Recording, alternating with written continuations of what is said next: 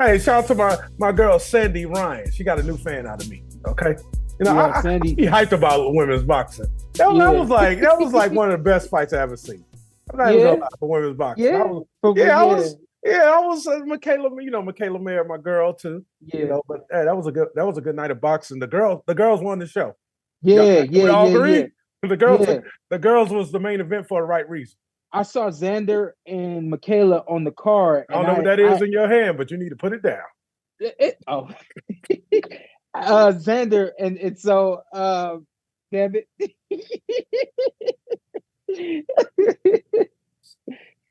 All right, Xander. Listen. Okay, don't do that.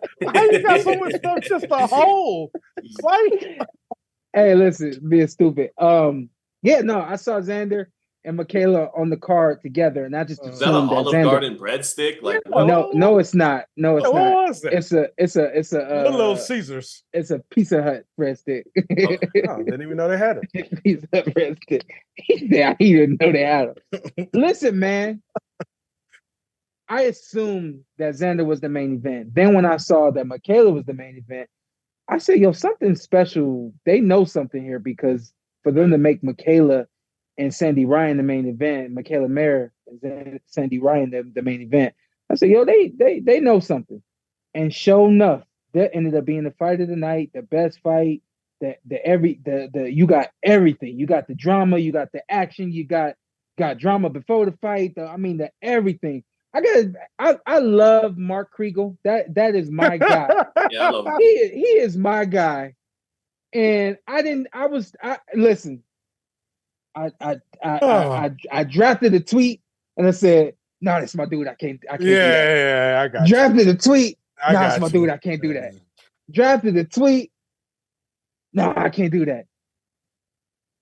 On fight night, man, he went a little further than he needed to go, especially with Sandy. That's what he does. He gets deep, Sean. That's his job. Man. But I said, Mark, this was a tweet. Mark should have ended this interview 2 questions ago. I was like, no, I can't say that. But I feel like he was going at Sandy on fight night, man. What is his? Yeah, he's definitely knowledgeable. I ain't take nothing from him, but what's that? What's that about, Zittel? Like, he always trying to find something else no one knows about. Oh, I heard your dog died. That's his job. That's his job. Okay, Yeah. your dog died when he was trying 6. to get to the human story. He's trying to bring some heart to the coverage. Gotcha. A fantastic storyteller. But here's the thing, and I think that was probably, that's probably my issue. On fight night, it's not story time. Mm-hmm. Not directly. Yes. But it is though. No. It's not. No. This was a fine line, and I love Mark, but I felt like he crossed it. And this is a fine line. Let me explain. So you do all of the feature stuff before the fight, and you show that during the night. So the stories have already been captured. He didn't know that she was gonna get a pita bucket thrown at her. Follow me. Yeah, well, what was that about? Follow me. The stories have been captured before the fight, and you show those features during the fight night, right? Something happens like this, you address it one time and you let it go. And I felt like he addressed it, then he asked again, and then a little bit more. And I said, this is the main thing that bothered me. I understand how delicate a fighter's brain is on fight night. And while she's trying to let go of that moment, and it happened an hour ago, 2 hours ago, 3 hours ago, and you're still bringing it to her. That was my issue. My issue was you brought it to her and you're making her relive it. You're making her speculate about it and all these other things. And I just felt like you're getting in the way of her performance. Well, I'm kidding. I'm totally kidding. This is something Mark would never do, but it's like, hey, we're ESPN here. Mikaela's our fighter. Whatever we got to do to get Sandy off her game. No, I'm just kidding. I went that far with it. I was like, I said, all right, what y'all doing? What are you doing? I said, why are y'all doing this to her? So I got offensive about it too. And I know, what's the coach? Karoma. Coach K. Yeah. And I know K was upset about it, and he told her not to fight. I'm glad that she went through with the fight. I do feel like she wasn't firing in the beginning of the fight the way that she could have or should have. She came out, looked like she was ready to go, and she allowed Mikaela to circle her left the entire fight. Yes. Mm-hmm. And I know that even the commentators pointed out that she started to step over. She wasn't stepping over enough. She wasn't stepping over enough. I had Mikaela win that fight. I think I had her win the fight 7-3. I had her win that fight 7-3. Well, it was an interesting fight from that standpoint and scoring because, like we all know, fights aren't scored just one big fight from beginning to end. They're scored round by round, right?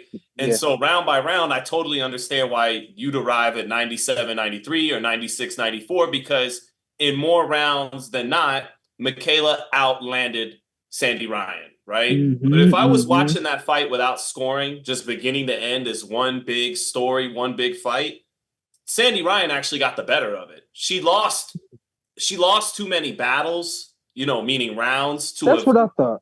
to have left the ring winning the war. But if you scored it as one big fight, I did feel like she buzzed Mikaela. She's the one that may have hurt Mikaela a couple times. I thought in the third and fourth round, some of those body shots were definitely getting Mikaela's attention. There was one round in the seventh or the eighth. They opened up an exchange, and she rocked her with two hard left hooks in the exchange. I think that got Mikaela's attention. I think Mikaela landed a couple of, like in the first round, she landed a perfect straight right hand that kind of set the tone for Mikaela.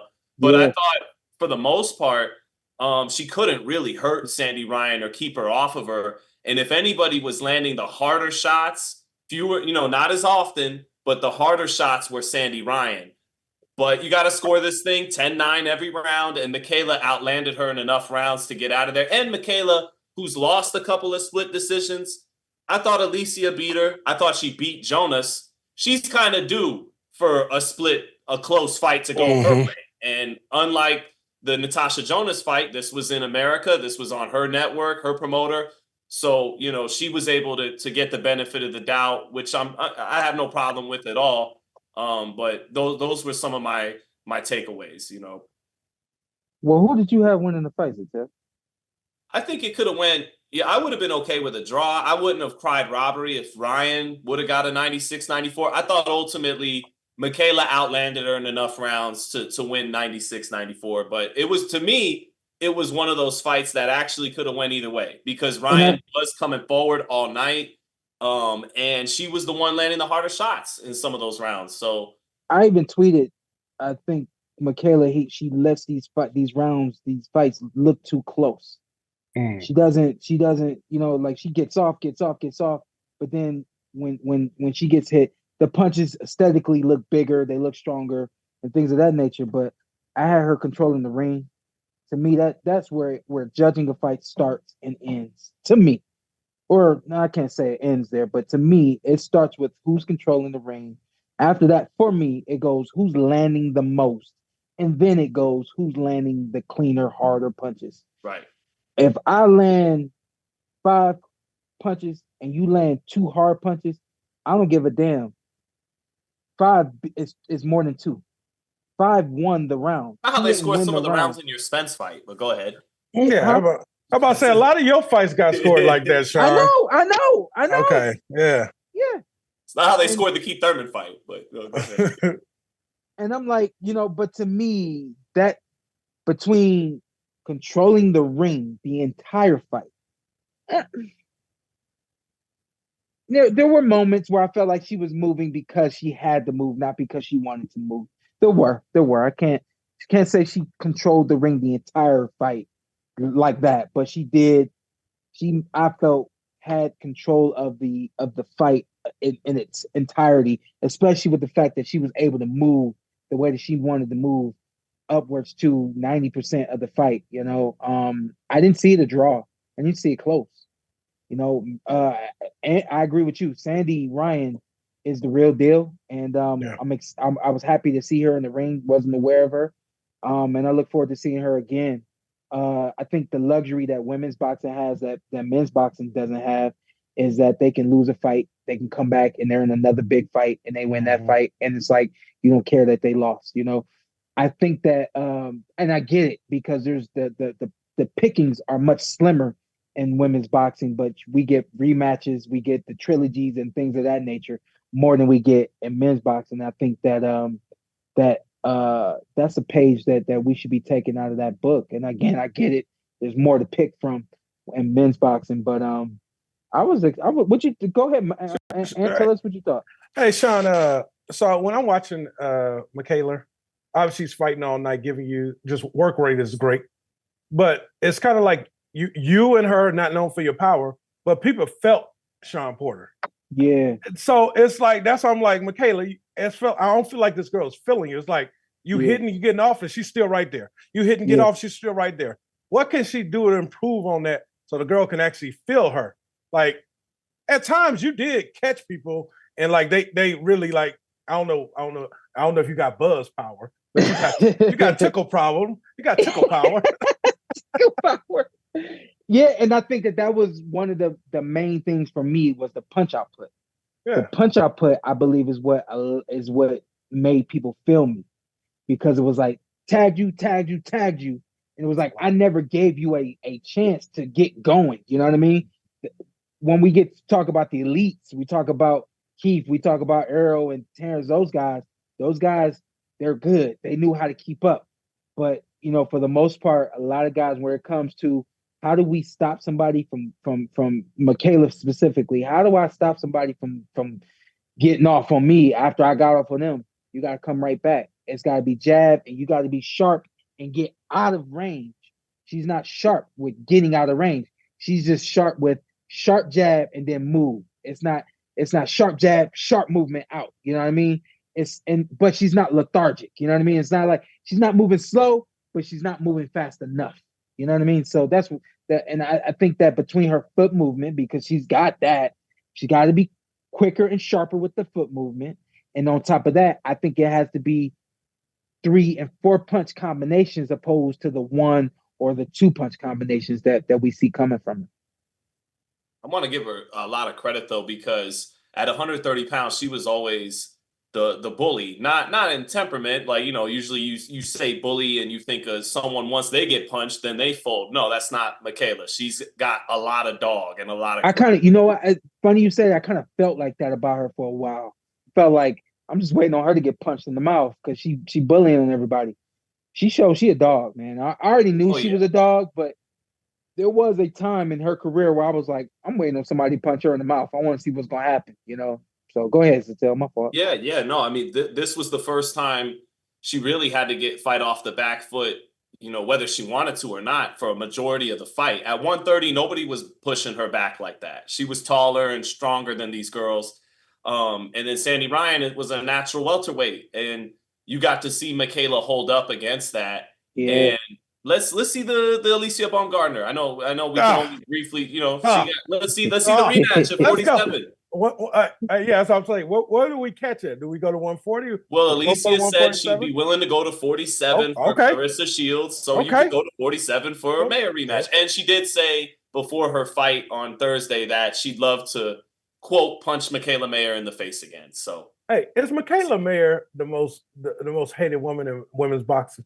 She stays some shit before her fights, and I love it. I love it. I think it's Clarissa, man. I still think Clarissa. From a lot of fans and a lot of people, she's, for whatever reason, I think she's the one that attracts the most hate in women. Okay. Part of that is being the best and being, boisterous and telling it like you feel. But yeah. And another thing, Sean Zittel, I think we agreed on this. I don't think Mikaela Mayer threw the paint. I think it was Peter. I thought it was there from the whole time because I'm like, they do that shit in New York City, man. It could have just been some guy off the subway. Did you say I think it was Peter? Yeah, the pet thing, the people who protect the animals. Peter. Yeah. Not Peter Garcia, the pet, or the animal rights activist. I thought you pulled a name out your ass, like trying to say it was that random. Man, it's New York City. Random ass Peter walking down the street doing shit he ain't got no business doing. if it did have anything to do with Mikaela, and I believe it didn't, right? But if it did, then we got a little Tanya Harding, Nancy Kerrigan PG version going on. Yeah. And I'm gonna keep it real. I'm inclined to feel it. I think it was Mikaela. Shit starter. What are you doing, man? I think it was Mikaela. All right, man. Come on. I'm trying to make the Alicia Baumgartner fight. You trying to get a rematch out of this? Not that. Right. Talking to Alicia the other day. She said she's gonna slap the shit out of Mikaela. She didn't say that, but she said that. Okay. Oh, you didn't say that. You the shit starter. Yeah. She didn't say that, but she said that.